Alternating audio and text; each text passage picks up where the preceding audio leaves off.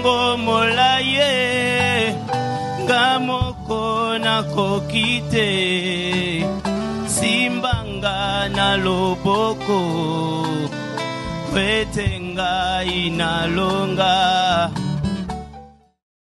Est-ce que quelqu'un peut acclamer le Seigneur? Alléluia. Salut ton frère et salut ta sœur. Donne à la personne à ta gauche, à ta droite, une bonne salutation. Merci beaucoup la chorale. Merci beaucoup. Amen. Nous sommes dans nos enseignements, nous parlons de comment comprendre et développer son don spirituel. Mon objectif dans ce message est que chacun de nous découvre à quoi Dieu l'a appelé, découvre le don qu'il a reçu de la part de Dieu et qu'il le mette en pratique pour le bien de l'Église et pour son propre épanouissement. Nous allons nous tenir debout, nous allons honorer la parole de Dieu. Pour ceux-là qui viennent les dimanches déjà, nous allons lire quel verset, quel chapitre, quel livre. Quel livre? 1 Corinthiens, combien? 1 Corinthiens 12, chapitre 1 à 12. Tenons-nous debout, s'il vous plaît. Forçons-nous de nous tenir debout pour honorer la parole de Dieu. Nous allons lire 1 Corinthiens 12, 1 à 12, et ensuite nous lirons Genèse 41. 1 Corinthiens 12, pour ce qui concerne les dons spirituels, je ne veux pas, frères, que vous soyez dans l'ignorance. Vous savez que lorsque vous étiez païens, vous vous laissiez entraîner vers les idoles muettes, selon que vous étiez conduits. C'est pourquoi je vous déclare que nul, s'il parle par l'Esprit de Dieu, ne dit « Jésus est anathème » et que nul ne peut dire « Jésus est le Seigneur » si ce n'est par le Saint-Esprit.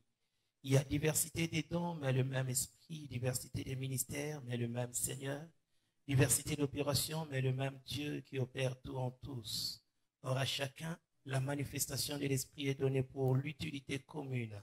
En effet, à l'un est donné par l'Esprit une parole de sagesse, à un autre une parole de connaissance selon le même Esprit, à un autre la foi par le même Esprit, à un autre les dons de guérison par le même Esprit, à un autre les dons d'opérer des miracles, à un autre la prophétie, à un autre les discernements des esprits, à un autre la diversité des langues, à un autre l'interprétation des langues.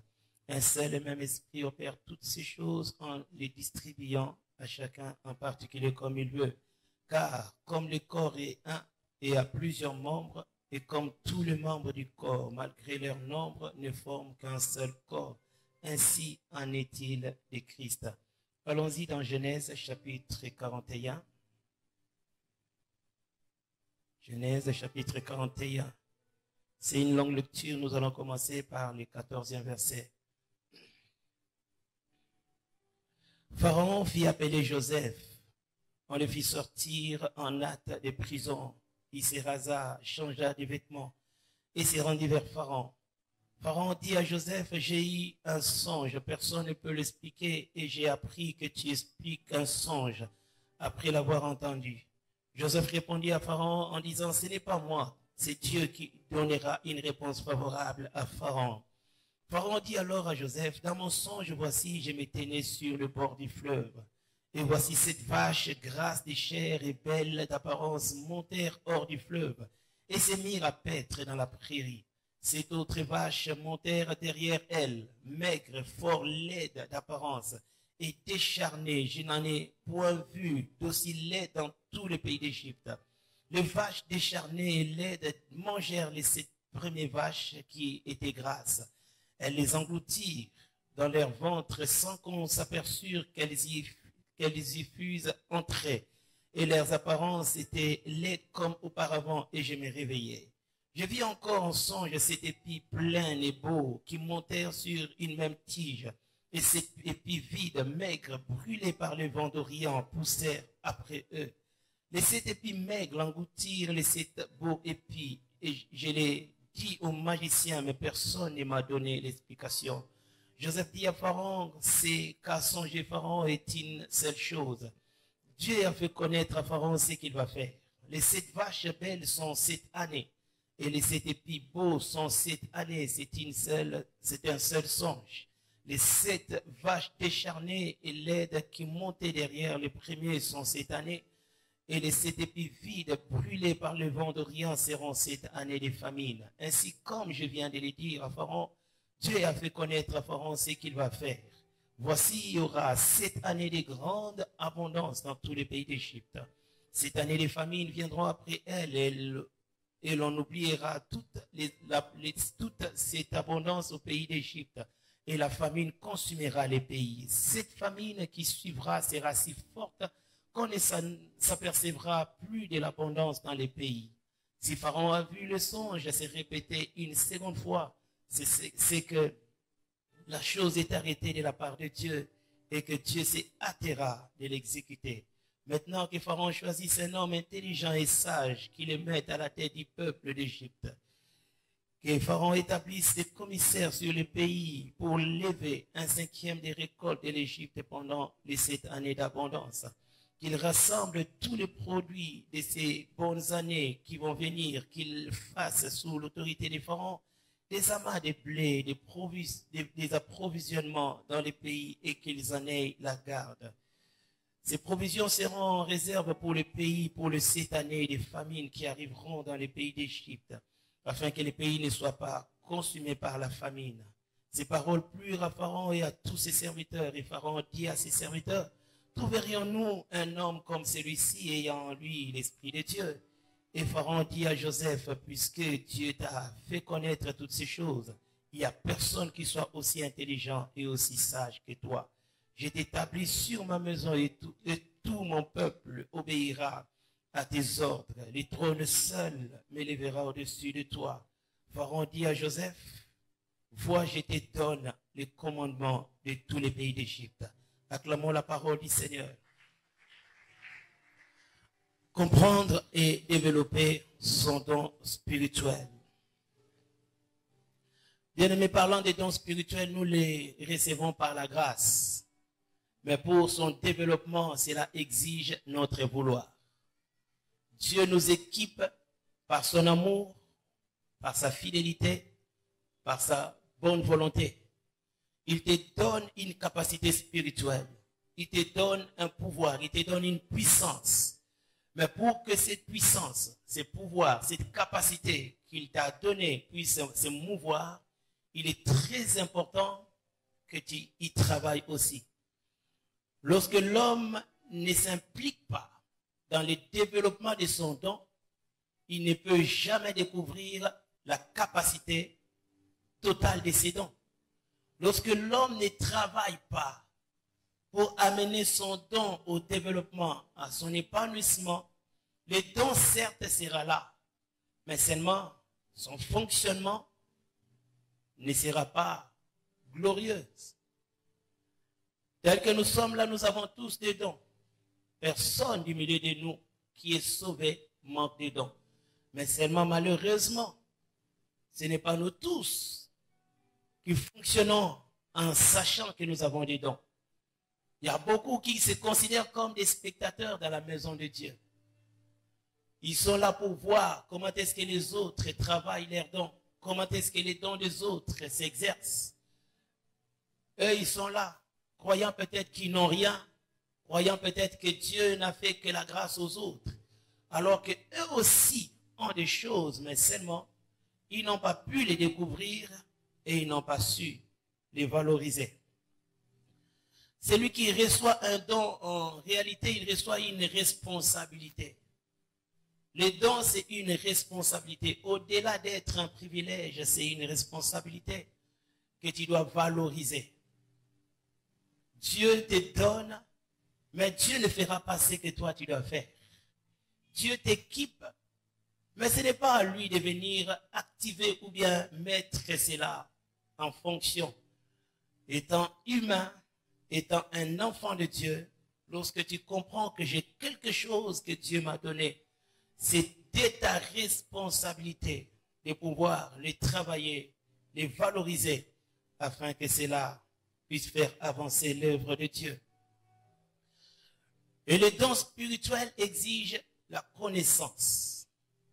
La connaissance. Premièrement, tu dois avoir la connaissance que tu as quelque chose. Celui qui ne connaît pas ce qu'il a, il ne pourra jamais valoriser la chose. Il faut que par la connaissance que tu saches que j'ai tel don, j'ai telle capacité que Dieu m'a donnée. Mais au-delà de la connaissance de ce que tu as, il faut aussi acquérir la connaissance du bon fonctionnement de ce que tu as. Parce qu'il ne suffit pas seulement de dire que j'ai les dons de guérison, j'ai les dons de miracles, j'ai les dons d'interprétation, j'ai les dons de paroles de connaissance. Si tu as les dons et que tu connais, c'est bon. Mais au-delà de la connaissance du don que tu as, il faut avoir aussi la connaissance de comment est-ce que ces dons fonctionnent. Amen. Parce que tous les dons ne fonctionnent pas de la même manière. Chaque don a sa particularité, a sa manière de fonctionner. Et lorsque tu es conscient de ce que tu as reçu, tu dois maintenant savoir comment est-ce que ces dons fonctionnent. Imaginez si Dieu t'a équipé et qu'il t'a donné les dons de prophétie. Et retenons que les dons de prophétie n'est pas la même chose avec les ministères prophétiques. C'est deux choses différentes. Mais si Dieu te donne un don de prophétie, les dons de prophétie ne fonctionnent pas n'importe comment. Il faut savoir comment est-ce que les dons de prophétie fonctionnent. Parce que Dieu te parlera pour que tu parles aux gens. Il y a certaines manières, il arrivera des fois où Dieu te dit des choses, non pas pour aller dire, mais pour que tu saches seulement. Si tu as la prophétie, ce n'est pas toutes les prophéties que nous recevons de Dieu que nous devons annoncer. Non. Dieu, des fois, il te parle simplement pour te mettre en garde.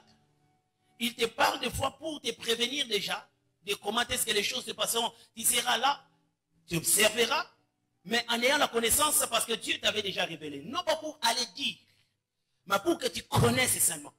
Mais si tu ne sais pas comment est-ce que ces dons fonctionnent, à chaque fois que Dieu te parlera, tu iras ouvrir ta bouche. Ce qui n'est pas bon selon la pensée de Dieu. Il y a aussi des fois, Dieu te parlera pour aller spécialement parler à quelqu'un. Non pas parler aux gens. Parler à la personne. Imaginez, nous sommes dans un culte et Dieu me parle sur quelqu'un. Dit, oh de la chair, je me tiens, je commence à annoncer le message à la personne. Et surtout si c'est un message négatif, une interpellation, ou bien un secret qui était caché que Dieu sera en train de révéler. Je me tiens, je commence à révéler ces secrets devant tout le monde. J'ai détruit la vie de la personne. Dieu ne fonctionne pas comme ça. Mais il faut le savoir. Et si tu es un prophète, ou bien tu as le don de prophétie, sans la connaissance, tu détruiras les gens. Tu détruiras les gens. Et c'est pourquoi beaucoup de gens qui ont ces dons, à un certain moment, ils ont eu des problèmes avec les gens. Il y en a beaucoup qui ne savent pas comment est-ce que les dons fonctionnent. Quand est-ce qu'il faut que je fasse ceci? Quand est-ce qu'il faut que je me taise? Comment est-ce que je dois fonctionner? C'est pourquoi il ne suffit pas seulement d'avoir la notion que j'ai les dons. Il faut encore aller plus loin, de faire l'étude de comment est-ce que ces dons fonctionnent. C'est pourquoi celui qui veut connaître comment est-ce que les dons qu'il possède fonctionnent, il doit premièrement beaucoup prier. Bien-aimé, tu dois beaucoup prier parce que c'est dans la présence de Dieu que Dieu va commencer à te révéler le bon fonctionnement de ton don. Si tu es conscient, c'est ce que tu vas présenter à Dieu. Seigneur, tu m'as donné telle capacité. J'aimerais savoir comment est-ce que ça fonctionne. Quel sera mon comportement par rapport à ces dons? Comment est-ce que je dois fonctionner? Et plus tu vas prier, plus aussi Dieu va te donner la sagesse, la maîtrise, la bonne façon de fonctionner pour que ces dons-là soient réellement une bénédiction pour le corps de Christ. Premièrement, il faut beaucoup prier. Mais deuxièmement, il faut beaucoup lire la parole. Parce qu'à chaque don est lié un personnage. Lorsque vous avez les dons des miracles, vous allez voir Élie, qui était un homme surnaturel. Alors lisez sa vie. Regardez comment est-ce qu'il s'est comporté. Voyez comment il était courageux. Cherchez dans la Bible les hommes qui ont vécu les dons que tu possèdes. Quand nous parlons de la prophétie, nous voyons Élisée. Nous voyons Jérémie, nous voyons Ésaïe. Des hommes qui ont été impactés par la parole que Dieu leur donnait d'annoncer. À chaque don, il y a un personnage. À chaque don, il y a une histoire. Lisez la Bible.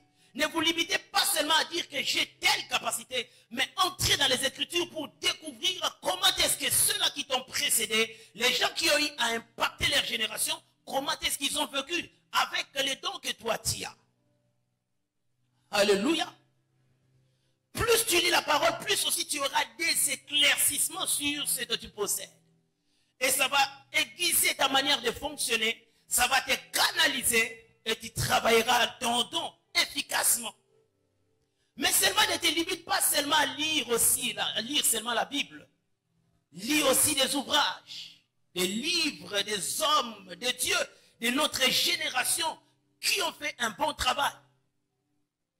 Dans notre génération, il y a des gens qui ont travaillé. Peut-être on ne les a pas dans la Bible, mais ils ont écrit des livres qui impactent des gens. Alors lis ces gens-là. Lis leur parcours. Essaie de comprendre leur combat. Peut-être aujourd'hui tu ne vis pas leur combat, mais ça peut venir un jour. Et plus tu liras, plus tu auras la connaissance, plus aussi tu auras la maîtrise. Bien, mais quand il y a un don et que tu n'as pas de maîtrise, tu seras déséquilibré.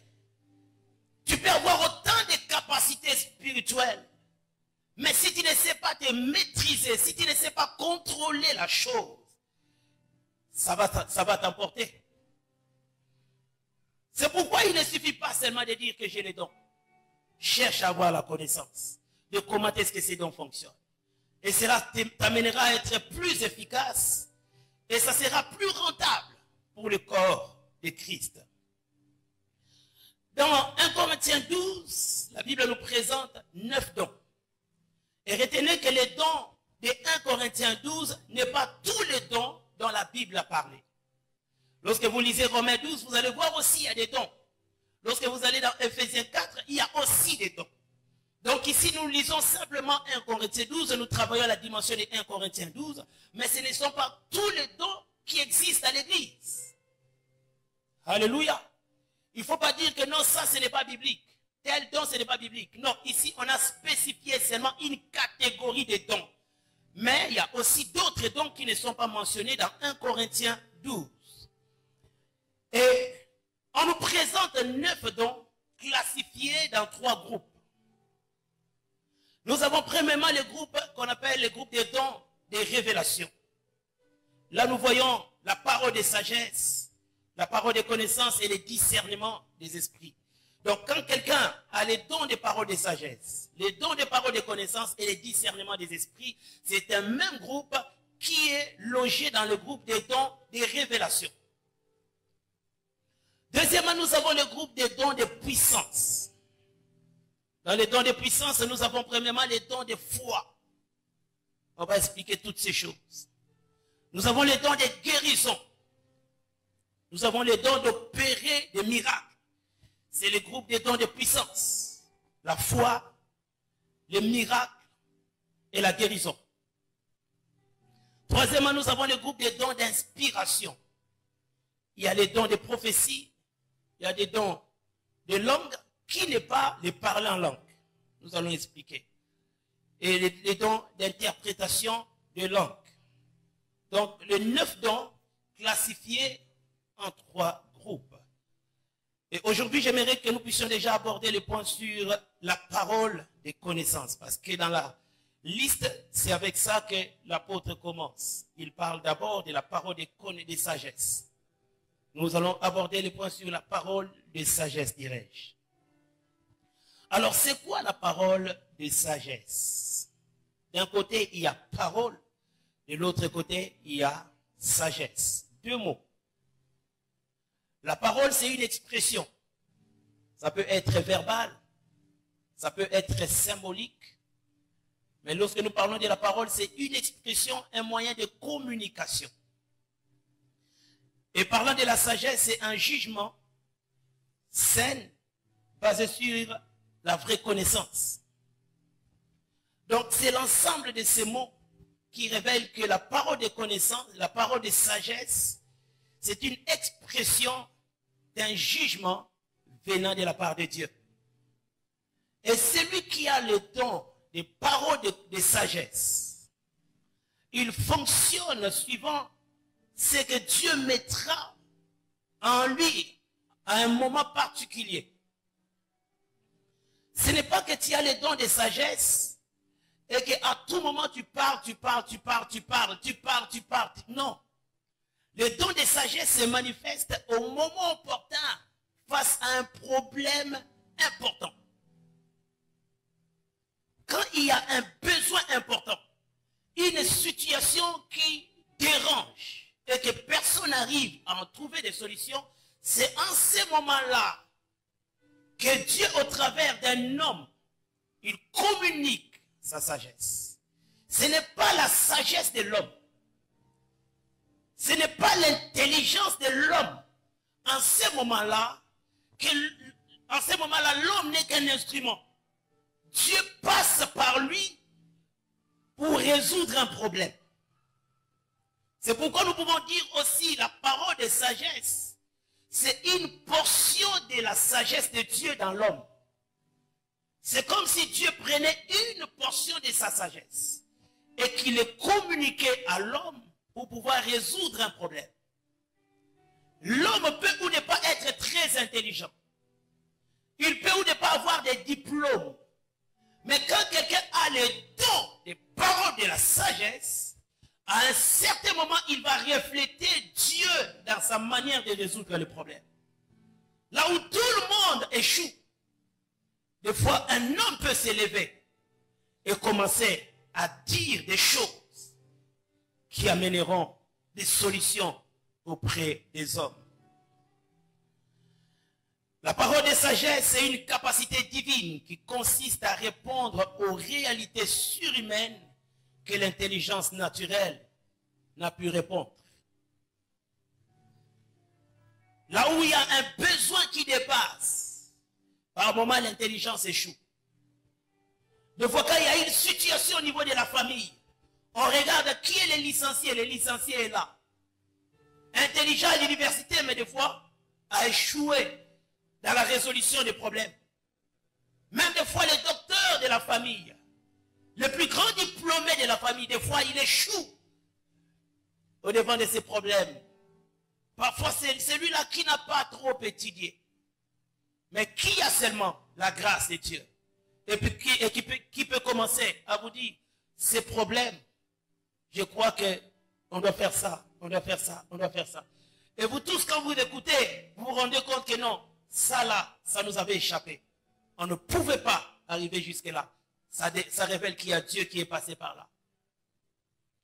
Bien, mais les dons des paroles de sagesse fonctionnent à peu près comme les dons des prophéties. C'est un peu pareil.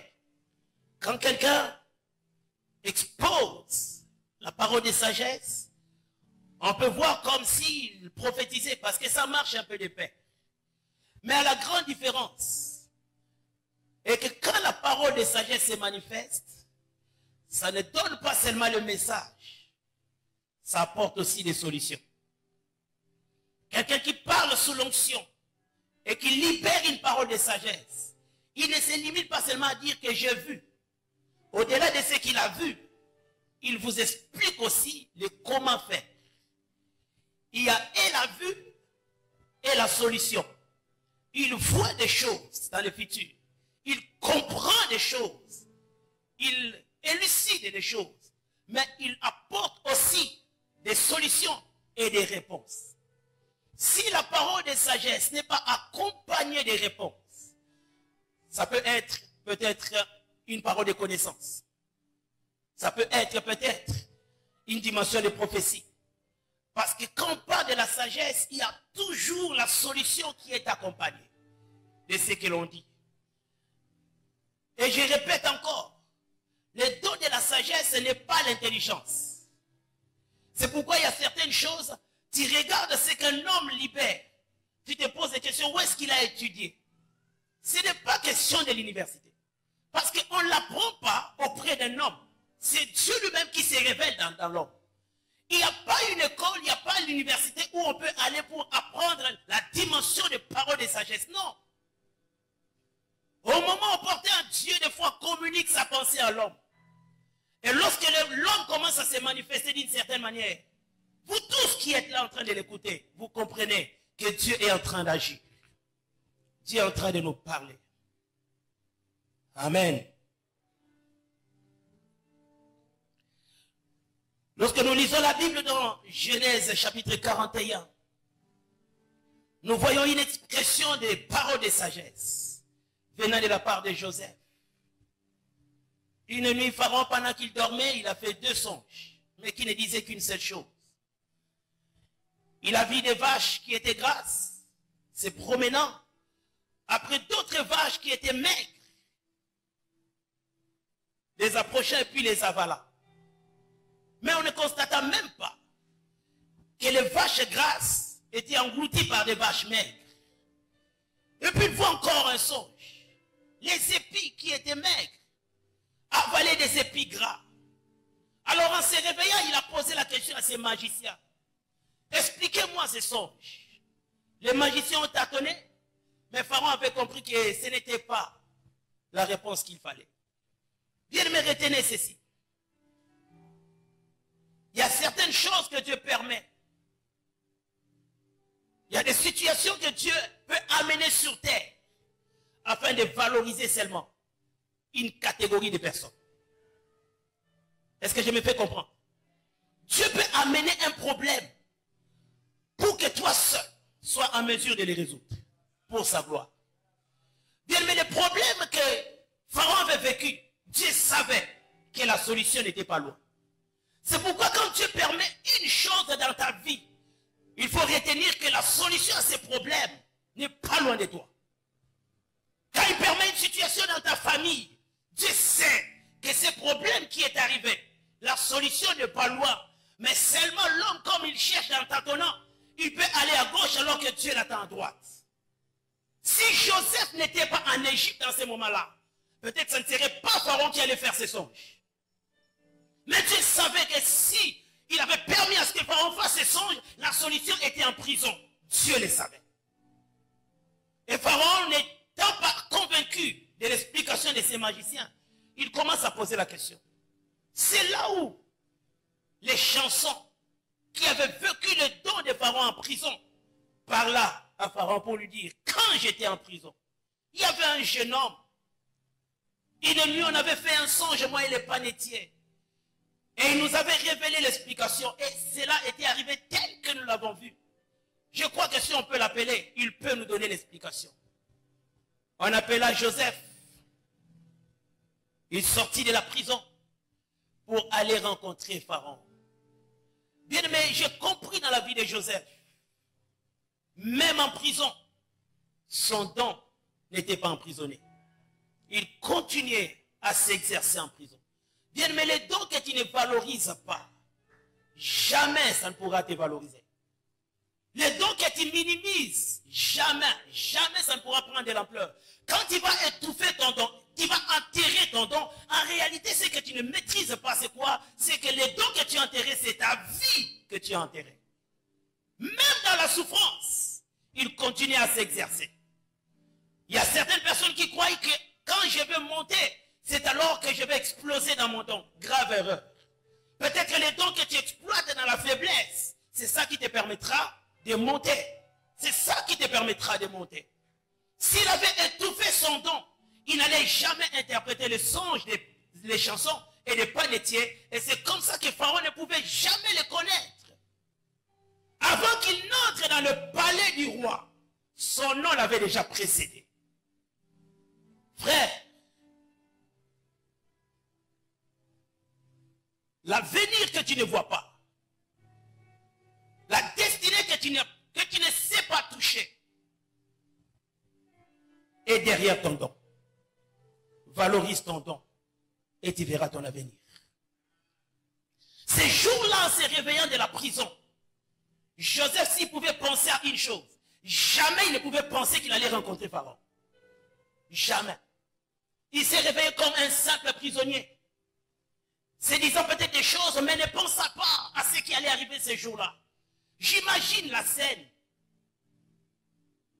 Des gens qui étaient venus Peut-être qu'il avait entendu simplement des voix. Wapié, moi, mon balai WhatsApp.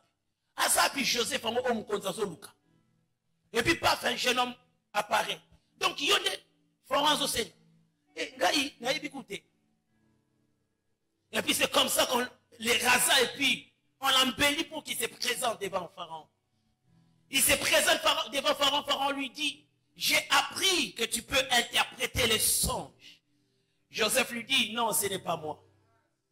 Ce n'est pas moi. C'est l'Éternel qui interprète les songes. Bien, mais celui qui a le don de parole et sagesse est toujours accompagné par la capacité d'humilité. Si tu as le don de parole et sagesse qui est en toi, on ne découvre pas l'humilité, cette parole de sagesse finira par s'étouffer. Parce que Dieu n'agit pas pendant longtemps dans la vie des orgueilleux. Tout orgueilleux devient lui-même ennemi de sa croissance. Tout orgueilleux lui-même bloque son bon développement. C'est pourquoi tu peux bien commencer, mais à un certain moment, les choses vont commencer à tâtonner. Pourquoi? Parce que l'onction qui était au départ ne t'accompagnera pas toujours. Le don des paroles de sagesse marche toujours avec l'humilité. Il pouvait dire à Pharaon, oui, nan est l'eau kwango. Quand on lobby l'eau kwezali, on l'a ressenti. Mais elle a dit, ce n'est pas moi, c'est Dieu qui te parlera. Il a laissé la gloire à Dieu. Il a refusé de prendre ce qui ne lui appartient pas. Bien, mais tout don excellent, toute grâce véritable vient d'en haut. Si ton don ne vient pas d'en haut, c'est que c'est un don qui n'a rien et qui ne peut rien. Tout don excellent vient du ciel. Si Dieu ne t'a pas béni, si ce que tu as sur la terre n'est pas important, c'est la bénédiction de Dieu qui a fermé la vie de l'homme. Proverbe 11, verset 2, la Bible dit, quand vient l'orgueilleux, vient aussi l'ignominie, mais la sagesse marche avec les humbles. Frère, tous les dons que tu peux avoir doivent se baser sur la plateforme de l'humilité. C'est pourquoi les hommes humbles, à un certain moment, ils ont peur d'agir. Mais ils ont seulement le courage d'avancer. Mais en réalité, ils ont peur parce qu'ils ne maîtrisent rien. Bien, mais les dons que tu maîtrises, les dons que tu contrôles, ce n'est pas les dons de Dieu. Les dons de Dieu, on ne les maîtrise pas. On ne sait même pas les contrôler. Ça vient quand Dieu lui-même les voudra.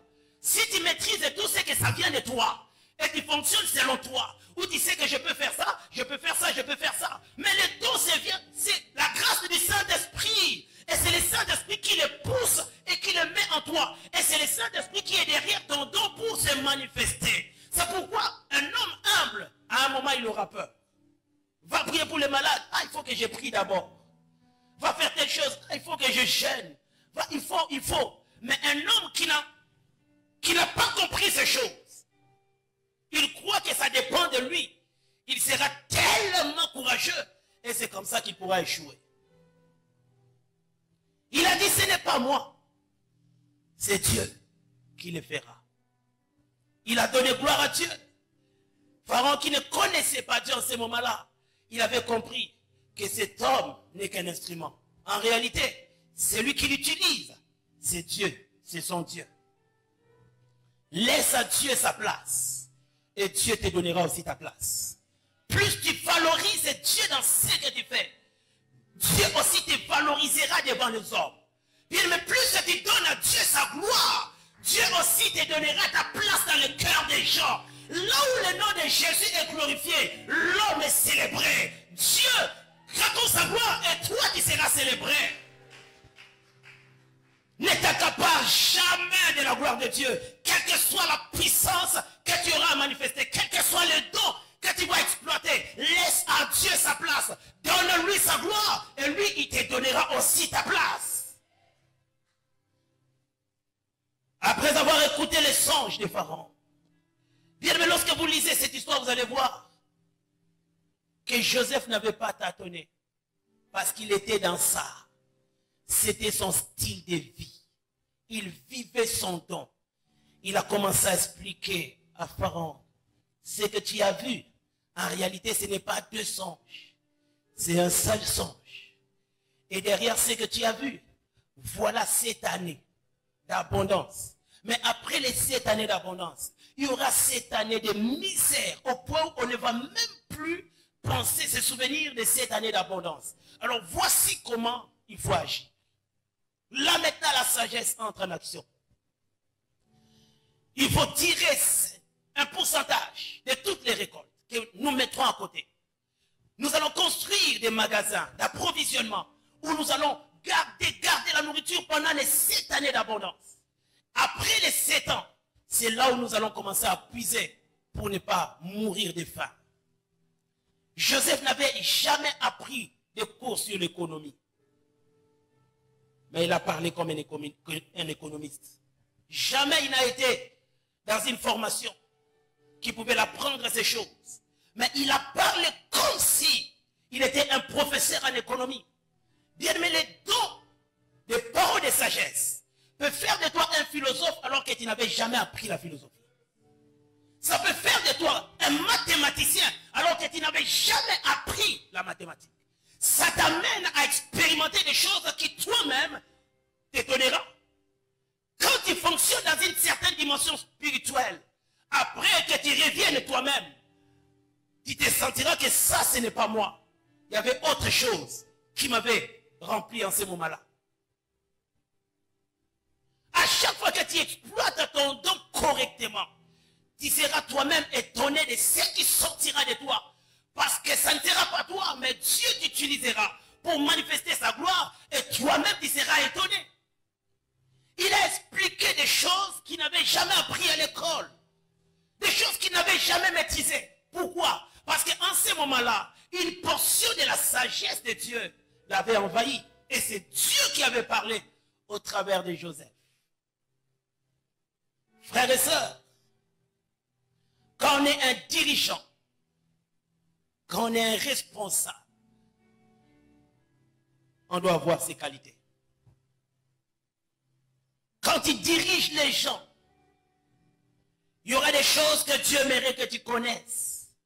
Mais si tu ne sais pas interpréter cela, si tu n'as pas la connaissance de cela, il y a des messages qui vont t'échapper. Là, je parle aux parents. Tu es père, tu es mère à la maison.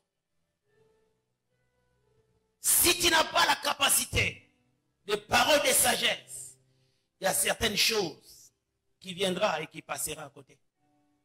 Il y a des choses qui devaient normalement rester, mais qui ne resteront pas. Pourquoi? Parce que tu n'avais pas simplement compris. Encadrer des gens exige beaucoup qu'on l'imagine. Quand tu es chef d'une entreprise, ça t'exige beaucoup. Et parfois, on est limité dans l'intelligence. On est limité par expérience. En ce moment-là, on a besoin de plus d'intelligence. On a besoin de plus d'expérience. Et en ce moment-là, on a besoin de cette parole de sagesse pour répondre correctement là où il faut répondre, résoudre les problèmes correctement comme il le faut et agir comme il le faut. Bien aimé, par erreur, tu peux dire une chose et détruire beaucoup de vies. Tu peux te tromper, mais en même temps aussi tromper une catégorie de personnes. Toute une génération peut se retrouver dans une fossé. Pourquoi? Parce que toi qui étais la tête, toi qui étais le leader, tu t'étais trompé. C'est pourquoi tu as besoin de plus d'intelligence, plus d'expérience. Il y a des choses que l'intelligence ne pourra jamais te donner. L'expérience jamais ne pourra t'aider à résoudre certains énigmes. Il te faut la parole de sagesse. Lorsque nous lisons 1 Roi, chapitre 3, à partir du 16e verset jusqu'au 23e, nous voyons cette histoire merveilleuse avec le roi Salomon. Un jour, on apporte 2 femmes prostituées. L'une s'était endormie sur son enfant qui était mort. Et la nuit, elle a pris l'enfant mort. Elle est allée le mettre à côté de la femme qui avait son enfant vivant. Elle a pris l'enfant vivant. Elle a mis à ses côtés. Le matin, en se réveillant, la Bible dit que la femme à qui son enfant était vivant, mais comme on avait présenté un enfant mort, elle regarda correctement l'enfant. Elle s'est dit, ça, ce n'est pas mon enfant. Elle alla réclamer son enfant de l'autre côté. L'autre aussi dit que c'est mon enfant. La confusion. Il fallait maintenant l'éclaircissement pour connaître À qui appartenait cet enfant? En présent, les deux se présentaient devant le roi. Celle-ci dit que c'est mon fils. L'autre dit c'est mon enfant, c'est mon fils. La dimension de la parole de sagesse se manifesta. Il dit, donnez-moi seulement un couteau. Comme ça, on va couper l'enfant, chacune prendra une partie. La vraie maman de l'enfant ressentit en elle son cœur se mouvoir. Il dit, non, roi, laisse l'enfant vivre. Donnez-le à l'enfant. Mais la fausse maman exigea ce qu'on coupe l'enfant parce qu'elle n'avait même pas les sentiments de la perte de l'enfant. Le roi comprit que celui-ci est la vraie mère, l'autre est là, était menteur. La sagesse avait sauvé des vies. Ma soeur, si tu n'es pas sage, tu vas tout perdre. Raison pour laquelle il y a certaines personnes perdent par leur faute l'héritage que Dieu leur avait donné, perdent par leurs erreurs les grandes choses que Dieu leur avait réservées. Par la manière de parler, par la manière d'agir, tu peux perdre beaucoup. Quand tu ne sais pas même contrôler tes enfants, diriger ta maison, parler à ton mari, tu perdras beaucoup. Tu perdras beaucoup. Parce que celui qui a le don de parole de sagesse, d'abord il a la maîtrise. Il sait comment est-ce qu'il faut agir, comment est-ce qu'il faut se comporter. Mais quand toi tu es pressé d'agir, tu es impulsif, à chaque fois quand tu ressens la chose, tu ne sais pas le faire passer. Il faut que tu agisses, il faut que tu agisses. C'est là où tu vas t'enfoncer, t'enfoncer, t'enfoncer encore. Des fois, par la parole de sagesse, tu seras simplement un observateur pendant très longtemps. Dieu peut te dire, observe, observe. Ne dis rien, ne te fâche pas, observe. Et moi, je vais te révéler des choses. Et c'est dans l'observation que tu vas commencer à comprendre des choses que tu ne comprenais pas. Plus tu regardes bien, plus tu regardes bien, plus tu regardes bien, plus aussi tu comprends. Et à un certain moment, tu sauras quoi faire. Mais dans la précipitation, tu vas tout perdre. Tu vas tout perdre. Mais vous savez, des fois dans la vie, il y a des erreurs qui ne passent pas. Qui ne passent pas. Tu garderas les souvenirs de cette erreur toute ta vie. À chaque fois quand tu regarderas la chose, ça va te rappeler les passés négatifs que tu avais vécu. Et Dieu sait qu'il veut nous faire, c'est quoi? C'est des fois de nous éviter ces erreurs-là. Ces erreurs-là graves. Ces erreurs-là nuisibles, toxiques. Qui peut même te voler ta santé. Qui peut même déranger ta carrière. Ou à chaque fois quand tu penses à cela, tu sens comme s'il fallait arrêter tout dans ta vie. Comme s'il fallait même te donner la mort. Il y a des choses que Dieu n'aimerait pas que nous fassions. Mais si nous ne comprenons pas le fonctionnement des choses, nous allons avancer jusqu'à tomber dans ces trous-là par manque de sagesse. Par manque de sagesse. Dans Daniel 2, la Bible nous parle de l'histoire de Daniel. Le roi avait fait un songe. Le matin, en se réveillant, il a oublié le songe. Il appelle ses magiciens, il appelle ses astronautes, il appelle tous ceux-là qui les servaient pour leur demander de révéler d'abord son songe et puis de donner l'explication, ce qui était inconcevable pour l'homme. Donnez-moi le songe que j'ai oublié. Et puis, dites-moi ce que ça veut dire. Le magicien lui dit, dites-nous d'abord le songe, nous allons voir à la mesure de te donner l'explication. Il a dit, non, j'ai oublié. Vous avez la responsabilité de me révéler mon songe et de me dire à quoi signifie ce songe. Le roi savait que ce qu'il demandait était difficile, mais il avait confiance en ses magiciens. Il a vu qu'ils avaient échoué, il a commencé à les tuer. Alors comme Daniel aussi en son temps était un homme spirituel, connecté au monde des esprits, lui aussi devait passer par le même chemin. On devait aussi les tuer parce qu'il faisait partie de ces hommes-là qui avaient un mot à dire par rapport à la dimension spirituelle. Daniel a demandé qu'on lui laisse le temps d'aller consulter Dieu. Il est allé, il a prié et Dieu lui a montré la chose. En revenant auprès du roi, Il a expliqué les songes et il a donné l'explication. Le roi est tombé. C'était tellement fort. Comment est-ce que tu pouvais entrer dans ma mémoire et prendre ce que moi j'avais oublié et me les révéler et après me donner l'explication? Bien aimé, ce n'est que Dieu qui peut le faire. Aucun magicien n'a le pouvoir de le faire. Aucun magicien ne peut entrer dans la mémoire de quelqu'un. Aucun. Ce n'est que Dieu qui connaît la profondeur du cœur de l'homme. Bien aimé, ce que tu n'as pas dit, même les diables ne le connaissent pas. Est-ce que tu sais? Tu sais que ce que tu n'as pas dit, les diables ne le connaissent pas. C'est quand nous commençons à pleurnicher, quand nous commençons à parler que les diables écoutent nos plaintes. Mais quand tu ne dis rien, quand tu restes tranquille, c'est vrai que le Saint-Esprit qui peut sonder ton cœur et qui peut connaître tes secrets. Et en ce moment-là, le roi avait compris que ces gens qui bouffaient mon argent, ils étaient des escrocs, mais le véritable Dieu, c'était le Dieu de Daniel. Que Dieu te donne la capacité d'utiliser ton don et que tu entres dans le palais, que tu entres dans le palais, que tu entres dans le palais avec ces dons-là. La Bible dit que le roi publia une loi pour dire à partir d'aujourd'hui, le véritable Dieu c'est le Dieu de Daniel. Un don a changé le mouvement, a changé les réalités, a changé l'atmosphère dans le royaume. Frère, j'ai pris Dieu afin que tu arrives à comprendre ce que tu as. Des fois, nous croyons que nous sommes ce que nous sommes. Bien-aimé, tu ne te découvriras jamais aussi longtemps que tu ne vas pas t'approfondir pour demander à Dieu, qui suis-je réellement? Il y a des gens qui croient qu'ils sont des saules, alors qu'en réalité, ils sont des pôles. Il faut que tu arrives à la dimension des pôles. Il y a des gens qui croient qu'ils sont des pêcheurs de poissons, alors qu'en réalité, ils sont des pêcheurs d'âmes. Toi, tu dois aller de lieu en lieu pour annoncer la bonne nouvelle et gagner des milliers de gens. C'est pourquoi que ta vie professionnelle ne te trompe pas. Parce que je gagne un peu, pour moi c'est tout.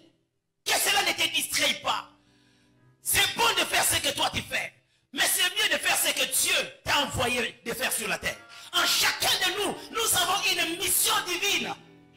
Tu n'es pas sur la terre pour accompagner tes frères et sœurs.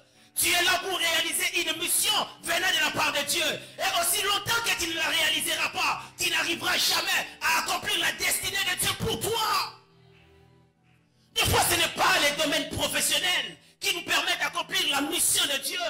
C'est quand tu entres dans la mission de Dieu et que tu fais la mission de Dieu, c'est alors que tu réaliseras ta destinée prophétique. Parce que c'est ta destinée prophétique qui est la véritable chose que Dieu attend de toi. Dieu n'attend pas de nous que nous soyons des millionnaires. Il s'en fout des millions.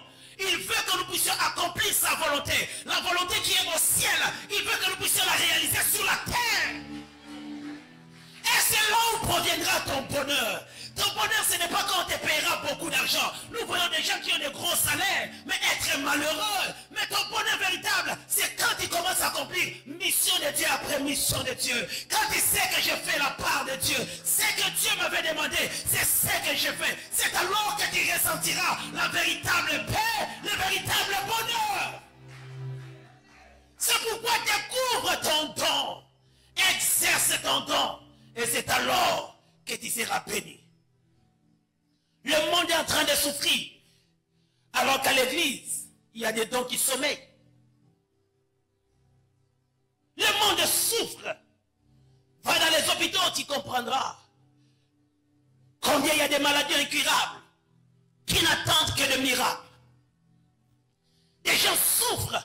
Et déjà le médecin ont dit que nous n'attendons que la mort. Le médecin a déjà donné leur avis. Il n'y a plus rien à faire.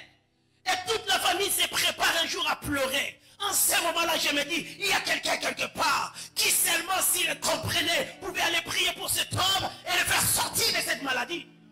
Mais vous verrez la personne en train de dormir. En train de déambuler. Un jour, Dieu nous posera la question. Qu'avez-vous fait avec toute la puissance que je vous avais donnée? Qu'avez-vous fait avec toute l'onction que je vous avais donnée? Dieu a disponibilisé pour nous des choses que nous n'utilisons pas. Nous nous contentons simplement à venir au culte, à prier, à bien sentir et puis retourner. Est-ce réellement c'est tout ce que Dieu attend de nous? Est-ce que c'est tout ce que Dieu attend de nous? Dieu attend de nous que nous puissions puissions sortir, aller des hôpitaux en hôpitaux, même auprès des prisonniers pour leur annoncer la bonne nouvelle. Prions pour les malades, guérir et ressusciter les morts. Bien, mais ce n'est pas seulement la dimension de l'église primitive. Même en notre temps, cela est possible. Cela est possible. Un jour, j'avais posé la question aux étudiants des niveaux 4 des affermissements.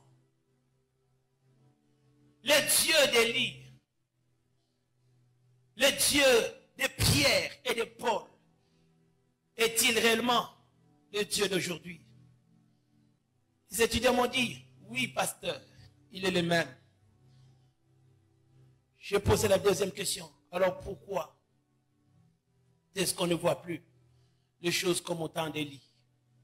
Pourquoi est-ce qu'on ne découvre plus la puissance comme au temps de Paul, comme au temps de Pierre? Pourquoi est-ce que les choses que nous lisons dans la Bible, nous ne les voyons pas? Il y a eu une succession de réponses. Mais tous ont convergé vers un même point. Il n'y a plus de consécration. Il n'y a plus de soif. Il n'y a plus d'intimité profonde. Aujourd'hui, c'est nos portables qui deviennent l'élément le plus important. C'est pas moi de Dieu, mais laisse-moi mon portable. C'est ça le slogan actuel. Vole-moi tout, mais laisse-moi mon téléphone. Autant j'ai mon téléphone, je suis encore connecté au monde. Nous sommes trop connectés aux gens, mais moins connectés au Saint-Esprit. La soif, n'en parlons même pas. Nous sommes tellement habitués à Dieu, au point où nous sommes tombés dans le conformisme. Nous venons à l'église, on sait déjà comment est-ce que le culte va se passer, nous savons comment est-ce que nous allons rentrer. Croyez-vous, si Pierre était en notre temps, on allait avoir des cultes comme nous les en avons. Si Paul habitait Kinshasa, les choses allaient se faire dans son église comme nous les faisons. Bien, mais nous devons nous remettre en question. Posons-nous des vraies questions. En ce moment-ci, est-ce que je fais réellement ce que Dieu attend de moi? Est-ce que j'utilise réellement ce que Dieu a sémé en moi? Est-ce que je suis en train d'accomplir ma mission sur la terre? Si tu peux poser cette question et répondre correctement, gloire à Dieu. Mais beaucoup d'entre nous n'aimerions pas poser une telle question. Parce que nous savons déjà que la réponse ne sera pas agréable. L'église est en train de se distraire et se distraire encore. Nous avons pris des choses qui étaient superficielles. Nous les avons mis sur le trône des choses prioritaires. On a changé de valeurs. On s'est dit, pourvu que j'ai à l'église, pour moi c'est bon. Pourvu que je sois dans un département, pour moi c'est bon. Pourvu que je me réveille, que je prie même 10 minutes, pour moi c'est bon, bien, mais ce n'est pas tout. La vie chrétienne est un défi de tous les jours. Tu dois te défier par rapport à la Bible. Quand tu lis la Bible, tu vois Paul. Paul est pour nous un défi. Pierre est pour nous un défi. Jésus est pour nous un défi parce qu'il a dit, tout ce que j'ai fait, vous pouvez aussi le faire. Regardons l'église actuelle. Nous sommes quel type d'église? Si nous nous comparons à l'église primitive, est-ce qu'on peut dire réellement que nous sommes une église? Mais malheureusement, nous sommes dans le contentement de notre médiocrité. Nous savons qu'on ne peut pas aller plus loin.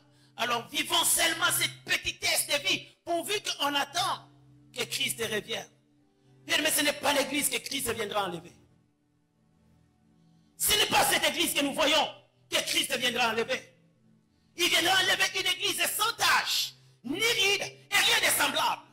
L'église que Christ viendra enlever, ça sera une église puissante en action et en parole. C'est une église où les miracles deviendront naturels. Et nous devons nous réveiller pour avoir ces choses-là. C'est possible en ces temps-ci de vivre encore de grandes choses. C'est possible, frère, que dans de tels cultes, qu'on fasse entrer un mort et qu'on demande à l'équipe d'intercession, amenez les morts là-bas. Et puis on voit les morts venir. On acclame seulement pour Jésus. Et puis on continue les services. C'est possible. C'est possible. Après de tels moments, nous partons. Et puis le lendemain, quand on revient, chacun commence à donner son témoignage. J'étais à Mamaïmo. 3 morts sont ressuscités. On dit gloire à Dieu. Non, moi j'étais aux cliniques universitaires. Il y avait quelqu'un qui avait le cancer. Il y a d'autres qui avaient la diabète. Il y avait d'autres qui avaient tel problème. J'ai prié pour eux. Et puis Dieu s'est manifesté. Gloire à Dieu. On finit les cultes avec les témoignages. On loue Dieu puis on se sépare. C'est possible, frère. J'ai hâte de voir ces choses. Je crois que c'est possible. À l'époque, quand quelqu'un donnait sa vie à Christ, il commençait sa vie avec une soif énorme. Mais aujourd'hui, même les nouveaux convertis, bizarrement, n'ont plus de soif. Moi, je me souviens quand j'avais donné ma vie à Christ, l'église était devenue pour moi le lieu le plus important. J'ai passé du temps et du temps à l'église. J'étais presque dans tous les cultes, et même des fois dans les cultes des mamans. Je me retrouvais dedans. Pour moi, le plus important, être seulement là où je savais qu'on citait le nom de Jésus. Je venais le matin, des fois je rentrais le soir. Mais regardons nos nouveaux convertis d'aujourd'hui. À peine convertis, une chose monte dans leur esprit, devenir comme les pasteurs. Ils veulent seulement être comme les pasteurs, prêcher comme les pasteurs. Il s'est dit, être pasteur, c'est mener une vie de star. Ils ne savent même pas à quoi consiste cette vie. Mais ils veulent seulement être connus. Des nouveaux convertis qui ne prient pas, qui n'évangélisent même pas, qui n'ont même pas de Bible. Quelle forme de nouveaux convertis? Quels sont les convertis d'aujourd'hui qui n'ont pas de Bible? Qui n'ont pas de Bible, qui ne lisent pas la Bible? Ils sont là dans l'internet, dans Facebook, pour dire, c'est ça ce que nous faisons. On écrit tout sur Jésus, mais on ne vit pas ce Jésus. Bizarrement, des fois, même les païens, ils s'habillent mal. Mais dans ce qu'il fait, dans la chanson qu'il met, la chanson de Dieu. C'est ça l'église actuelle. Même des chrétiens. À l'église des chrétiens, mais sur TikTok, ils ne sont pas chrétiens. C'est pourquoi j'ai enlevé TikTok de mon portable. J'ai enlevé. Je ne supportais pas voir certaines choses. L'autre fois, j'ai vu quelqu'un, une soeur que je connais. Une soeur que je connais. Je la connais seule. Mais je ne sais pas, pour paraître, pour avoir des buzz, je ne sais pas qu'est-ce qu'elle cherchait. Il s'habille bizarrement et puis il fait des gestes bizarres. Et